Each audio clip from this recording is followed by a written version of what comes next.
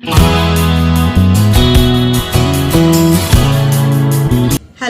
Good morning to all. जैसा कि आप सभी को ज्ञात है कि हमारा लेसन स्टार्ट है गान युद्ध, जिसके 2 भागों में हमने आपको बालक बैजू और युवा बैजू के बारे में बताया कि कैसे एक साधु मंडली जो कीर्तन करते हुए आगरा शहर में घूम रही थी, उन्हें इस बात का बिल्कुल ज्ञान नहीं था कि यहाँ पर बेसुरा गाने पर हमें प्राण दंड मिल सकता है, मृत्यु दंड मिल सकता है।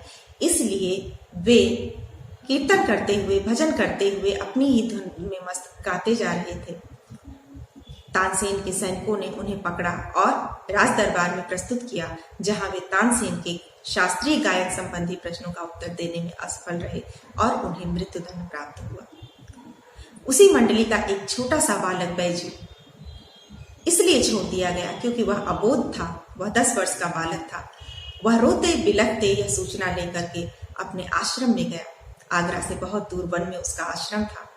वहां पर गुरु शंकरानंद ने उसे शांत करने का बहुत प्रयास किया, लेकिन जब उसने प्रतिकार की इच्छा जताई, तब उसके प्रतिकार की इच्छा को, उसके प्रतिहिंसा की इच्छा का शमन करने के लिए गुरु शंकरानंद ने उसे शांत करते हुए, उसे समझाते हुए कहा कि ठीक है, मैं तुम्हें वह शस्त्र दूंगा जिससे तुम अपना प्रतिकार ले सको, लेकिन उसके लिए तुम्हें बड़ी कठिन तपस्या करनी होगी। गुरुदेव ने उन्हें 12 वर्ष तक कठोर तप करने के लिए कहा। उस 12 वर्ष के कठोर तप के द्वारा वह छोटा सा बालक बैजू गायक बैजू बावरा बन गया। जब वह संगीत विद्या में पूरी तरह पारंगत हो गया, तब एक दिन शंकरानंद ने एक गुरु के रूप में उससे कुछ दक्षिणा मांगी और कहा कि मुझसे जितना बन पड़ा मैंने किया, मुझे जितना कुछ आता था वह सब गायन विद्या मैंने तुम्हें सिखा दी। अब तुम्हारी बारी है, तो मुझे एक गुरु दक्षिणा दो। बैजू बावरा ने सहर्ष हाँ में उत्तर दिया और फिर तब तानसेन के गुरु शंकरानंद ने क्या किया कि उनसे एक वचन मांग लिया। वचन क्या मांगा कि तुम मुझे वचन दो कि इस गान विद्या से, इस गायन विद्या से तुम कभी किसी को हानि नहीं पहुंचाओगे।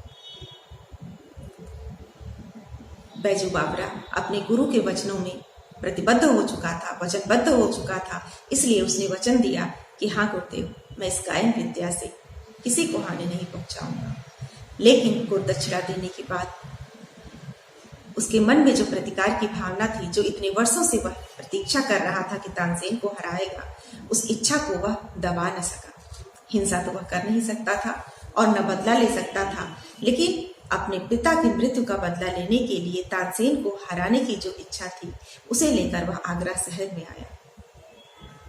आगरा शहर में आकर क्या घटना हुई, यह हम आपको बता चुके हैं कि कैसे वह आता है, गीत गाते हुए आगे बढ़ता है और लोक मंत्र, जितने भी लोग होते हैं और यहाँ तक कि सैनिक होते हैं, वे सब बैजू बावरा के गायन से मंत्रमुग्ध होकर उसके पीछे पीछे चलने लगते हैं और चलते चलते तानसेन के महल में पहुंच जाते हैं। तानसेन बाहर निकलकर देखता है कि एक युवक साधु बाहर खड़ा है और उसके साथ लोगों का हुजूम है, लोगों की भीड़ है। वह उससे कहता है कि क्या तुम मृत्यु प्राप्त करना चाहते हो, जो इस समय मेरे ही महल के सामने आकर गायन कर रहे हो? वह कहता है, बड़ी विनम्रता के साथ उनसे प्रार्थना करता है, जी हाँ, मेरी बड़ी अभिलाषा है कि मैं आपके साथ एक प्रतियोगिता करूं। प्रतियोगिता तय हो जाती है। बैजू बावरा को बंदी बना लिया जाता है। उसे शर्तें सुनाई जाती हैं कि कल प्रातःकाल तुम्हारी प्रतियोगिता तानसेन के साथ होगी। यदि तुम इस प्रतियोगिता में जीत जाते हो तो तानसेन के प्राण तुम्हारे हाथ में, और यदि तुम हार जाते हो तो तुम्हें मृत्यु दंड देने का अधिकार तानसेन को प्राप्त होगा। इसके बाद क्या घटना होती है, आइए देखते हैं। नवयुवक साधु ने शर्तें स्वीकार की और सिपाही उसे कारागार में ले गए। वह नवयुवक साधु बैजू बावरा ही था। यहां तक तो दिखाया गया कि वह एक युवक साधु था। अब कहानीकार बता रहे हैं कि यह जो बालक था, यही बैजू बावरा था, जो जंगल से अपने पिता की मृत्यु का प्रतिकार लेने के लिए तानसेन के पास आया था, ताकि वह उसे गायन विद्या में पराजित कर अपने पिता का प्रतिकार ले सके, बदला ले सके। रवि की पहली किरण ने आगरा की जनता को नगर के बाहर भागते देखा। साधु की प्रार्थना पर सर्वसाधारण को भी उसके जीवन और मृत्यु का कौतुक देखने की आज्ञा दे दी गई। अब पूरे राज्य में यह घोषणा कर दी गई कि एक नवयुवक साधु आया है जो तानसेन के साथ प्रतियोगिता करना चाहता है। पहले तो ऐसा हुआ था कि लोग भूलवश गाते थे, उन्हें नहीं पता रहता था, या पता भी होता था तो वो सोचते थे कि अरे अपना गीत गुनगुनाने से क्या होगा, और इस प्रकार कई लोग मृत्यु के मुख में गए। लेकिन यहाँ पर तो सशर्त प्रतियोगिता हो रही थी। उस साधु बालक ने स्वयं ही कहा था कि मेरी इच्छा है आपसे प्रतियोगिता करने की। इस प्रकार के जो बालक था, जो युवा साधु था, उसको देखने के लिए तमाम जनता को यह आज्ञा दे दी गई कि सर्वसाधारण इस प्रतियोगिता को देखने के लिए आ सकते हैं। अब लोगों का हुजूम, लोगों का दल तैयार होने लगा। किस प्रकार तैयार होने लगा? साधु की विद्वता की धाक दूर दूर तक फैल चुकी थी। अब पिछले दिन के गायन से ही नगर के लोग जान चुके थे, आगरा नगर के लोग। अब दूर दूर तक भी उनके माध्यम से यह बात फैल गई कि एक बहुत मीठा संगीतकार आया है जो बहुत मीठा गाता है, बहुत मृदुवाणी में गाने वाला आया है, और उसने तानसेन को ललकारा है कि मेरे साथ प्रतियोगिता में मुझे हरा कर दिखाओ। इस प्रकार की बातें पूरे नगर में फैल गईं और लोग आकर्षित हो गए कि चलो प्रतियोगिता देखी जाए। राज्य की तरफ से भी उन्हें यह आज्ञा दे दी गई कि सर्वसाधारण ये प्रतियोगिता देखने आ सकते हैं। जो कभी अकबर की भी सवारी देखने को घर से बाहर न निकले थे, जिन्होंने कभी बड़े बड़े त्योहारों पर भी बाहर आना पसंद न किया था, आज वे भी नई पगड़ियां घोट घोट कर बांध रहे थे। अब ऐसा हुआ कि जो लोग कभी डर के मारे राजा की सवारी देखने भी घर से नहीं निकलते थे, ऐसे ऐसे लोग भी आज बैजू बावरा और तानसेन की प्रतियोगिता देखने के लिए उन्होंने क्या किया कि वे सज धज कर पगड़ियां बांध कर प्रतियोगिता देखने के लिए आने लगे। 10 बज गए। लोगों ने दृष्टि ऊपर उठाई। अकबर सिंहासन पर थे, साथ ही नीचे तानसेन बैठा था और सामने फर्श पर नवयुवक बैजू बावरा बैठा था। अकबर ने घंटी बजाई और तानसेन ने कुछ प्रश्न संगीत विद्या के संबंध में बैजू बावरा से किए। बैजू ने उचित उत्तर दिए और लोगों ने हर्ष से तालियां बजाई। मुख से जय हो बलिहारी की ध्वनियां निकलने लगी। तानसेन का अभिमान बहुत पुराना था, वह शर्त बहुत पुरानी थी और लोग उससे भयभीत थे।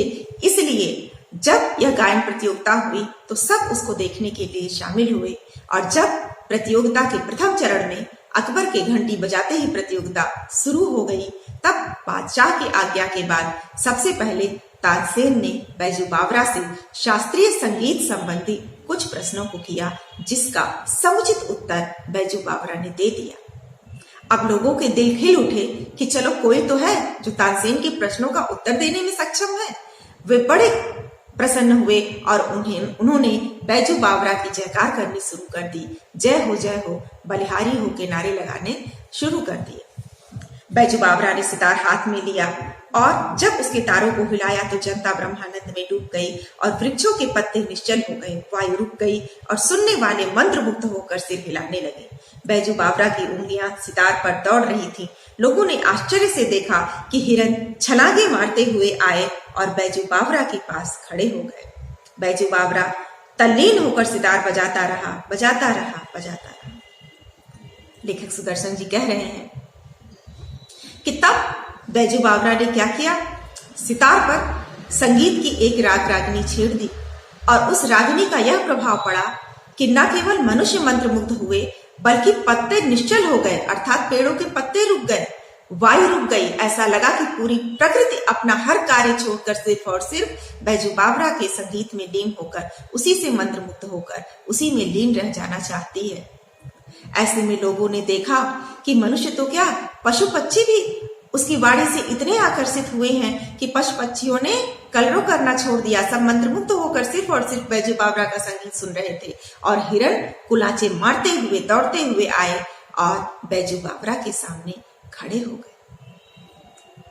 बैजू बावरा सितार की धुन पर राग रागिनियां बजाता रहा और लोग मंत्रमुग्ध उसे सुनते रहे। साथ ही साथ पास से आकर के सारे हिरन छलांगे मारते हुए उसके पास खड़े हो गए। जब उसका राग समाप्त हुआ, गायन समाप्त हुआ, उस समय भी हिरन मस्त थे। बैजू बावरा ने सितार हाथ से रख दिया और अपने कंठ से फूल मालाओं को उतारकर उन्हें पहना दिया। फूलों के स्पर्श से हिरनों को सुधि आई और वे चौकड़ी भरते हुए भागकर वृक्षों में छिप गए। बैजू ने कहा, तानसेन, फूल मालाएं पहने हुए हिरनों को अब यहाँ फिर बुलाइए, तब मैं आपको संगीत विद्या में पूर्ण मानूंगा। अब बारी बैजू बावरा की शर्त की थी। उसने कहा, मैंने तो आपके सारे प्रश्नों के उत्तर दे दिए और आपकी डिमांड पर राग रागिनियों के द्वारा भी आपको गीत सुनाकर अपने संगीत का प्रदर्शन कर दिया। अब बारी आपकी है। जिस तरह मेरे गीत के प्रभाव से हिरन आकर यहाँ आए और मैंने उन्हें फूल मालाएं पहना दिए, अब ये हिरन पहचान है कि आप इन हिरनों को अपने संगीत से वापस बुलाइए। कोई ऐसा गीत गाइए, ऐसा संगीत सुनाइए कि ये हिरण मंत्रमुग्ध होकर वापस आ जाएं। तब मैं मानूंगा कि आप संगीत विद्या में पारंगत हैं, आप सर्वश्रेष्ठ गायक हैं। तानसेन ने सितार हाथ में लेकर अपनी पूर्ण प्रवीणता के साथ गायन आरंभ किया।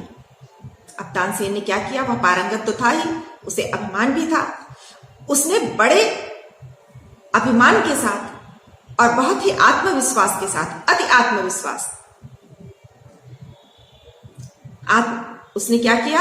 अपना गायन आरंभ किया। उसने सितार पर सुर छेड़ दिए। ऐसा अच्छा सितार उसने अपने जीवन में कभी नहीं बजाया था। आज पूरी जनता के मंत्रमुग्ध होने से और पशु पक्षियों के भी शांत हो जाने से उसने जान लिया था कि यह एक श्रेष्ठ गायक है, क्योंकि उसने संगीत के शास्त्रीय प्रश्नों के उत्तर भी पूर्ण रूप से दिए थे। इसलिए तानसेन अपनी पूर्ण दक्षता के साथ, पूर्ण प्रवीणता के साथ, यानी प्रवीण होना यानी दक्ष होना, पारंगत होना।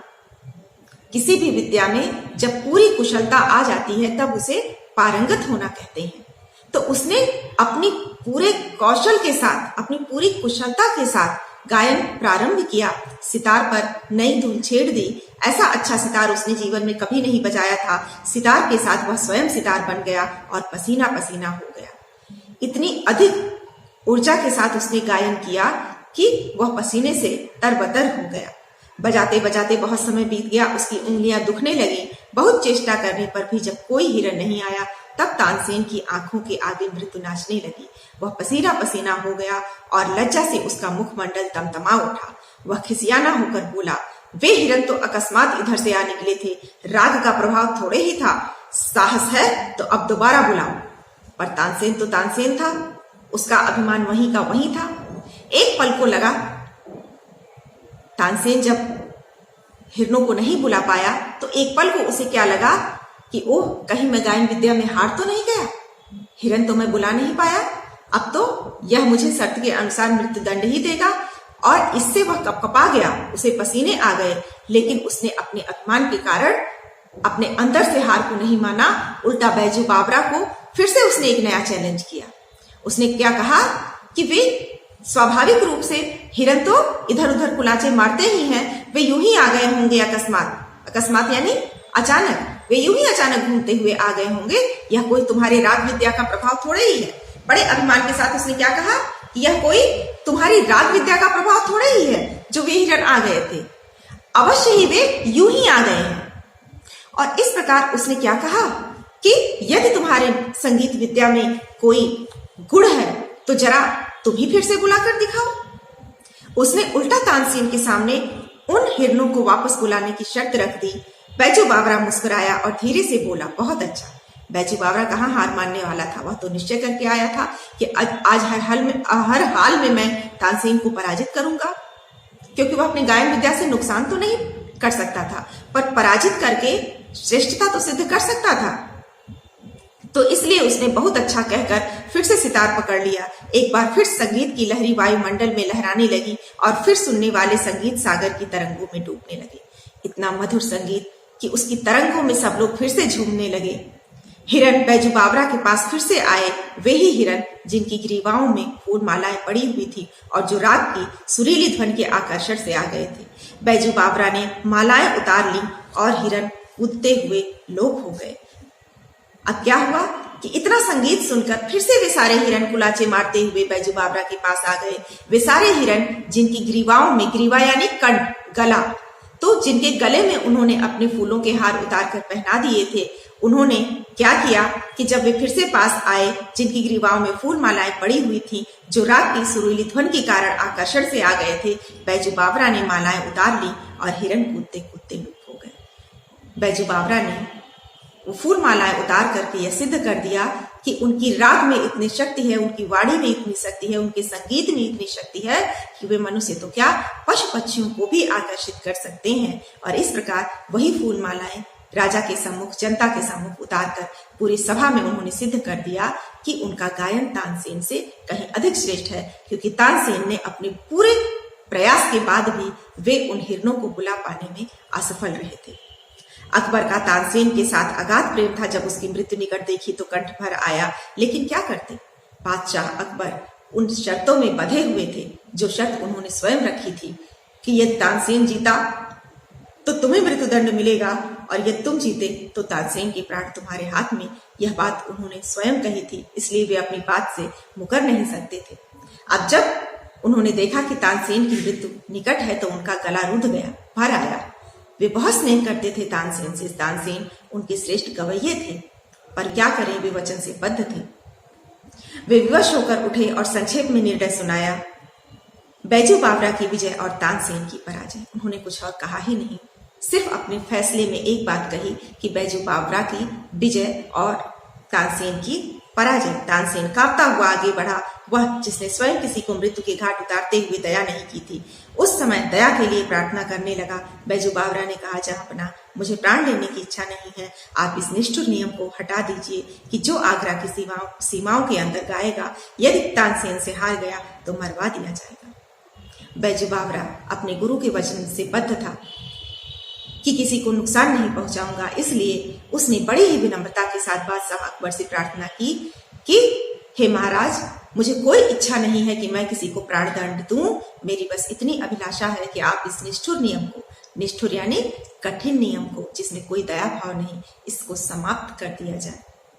यह नियम समाप्त कर दिया जाए कि आगरा की सीमाओं में कोई गायन नहीं कर सकता। यदि वह तानसेन से पराजित हुआ तो उसे मृत्युदंड प्राप्त होगा। इस कठोर नियम को आप समाप्त कर दीजिए। राजा बड़े खुश हुए। उन्होंने अधीर होकर कहा, अधीर यानी धैर्य छोड़ते हुए तुरंत उन्होंने उनकी बात मान ली और क्या कहा कि यह नियम अभी और इसी क्षण से समाप्त है। तानसेन बैजू बावरा के चरणों में गिर पड़ा और दीनता से कहने लगा, यह उपकार जीवन भर न भूलूंगा। तब तानसेन उसके पैरों में बड़े दीन भाव से, बड़ी दीनता के साथ गिर पड़ा और उसका उपकार मानते हुए कहा, बड़ी कृतज्ञता व्यक्त करते हुए उसने क्या कहा कि हे बैजू बावरा, मैं आपका यह उपकार आजीवन कभी नहीं भूलूंगा। बैजू बावरा ने उत्तर दिया, 12 वर्ष पहले की बात है, तुमने मेरे पिता के प्राण लिए थे, यह उसी का बदला है। आज तानसेन जो अभिमान से रहित होकर बैजू बावरा के पैरों में पड़ा हुआ था, बैजू बावरा के लिए यही प्रतिकार था, इतना शांत प्रतिकार जिसके विषय में कोई सोच भी नहीं सकता। लोग बदला लेने के लिए बड़ी से बड़ी हिंसा करने को तत्पर हो जाते हैं, लेकिन अपने गुरु के आदेश का पालन करते हुए बैजू बावरा ने क्या किया, तानसेन को पूरी तरह माफ कर दिया और साथ ही साथ उसे उस घटना का स्मरण कराया कि कैसे तुमने मेरे पिता को मृत्यु के घाट उतार दिया था। तानसेन लज्जित हुआ और बैजू बावरा की विजय हुई। इस कहानी से हमें यह प्रेरणा मिलती है कि कभी कभी मानव स्वभाववश हमारे अंदर ईर्ष्या या बदले की भावना आती है, लेकिन श्रेष्ठ मनुष्य वही है जो अपने उन भावनाओं को नियंत्रण में रखते हुए अपने प्रतिकार की भावना का भी शमन सापेक्ष रूप में करता है, सरल रूप में करता है और साथ ही साथ उससे किसी को नुकसान नहीं पहुंचने देता। बैजू बावरा का प्रतिकार भी ऐसा ही था। उसने अपनी योग्यता से तानसेन को पराजित किया, लेकिन उसे कोई दंड नहीं दिया। लेखक सुदर्शन की यह बहुत बड़ी विशेषता है कि किसी भी कहानी को रचते समय वह जीवन का कोई न कोई आदर्श देते हैं। जैसे इसमें उन्होंने बदले की भावना को किस तरह से शमन करके उसका एक सार्थक रूप सामने लाया है इस कहानी के द्वारा, उसी तरह उनकी हर कहानी में कोई न कोई आदर्श होता है। आशा है आप इस कहानी से प्रेरित होकर जीवन में कभी किसी के प्रति हिंसक बदले की भावना नहीं रखेंगे और यदि बदले की कोई भावना आती भी है तो उसका शमन शांतिपूर्ण तरीके से करेंगे। कभी बदले की भावना से किसी प्रकार का कोई गलत कार्य नहीं करेंगे। आज की कहानी ही समाप्त होती है। अगले पाठ की प्रतीक्षा कीजिए।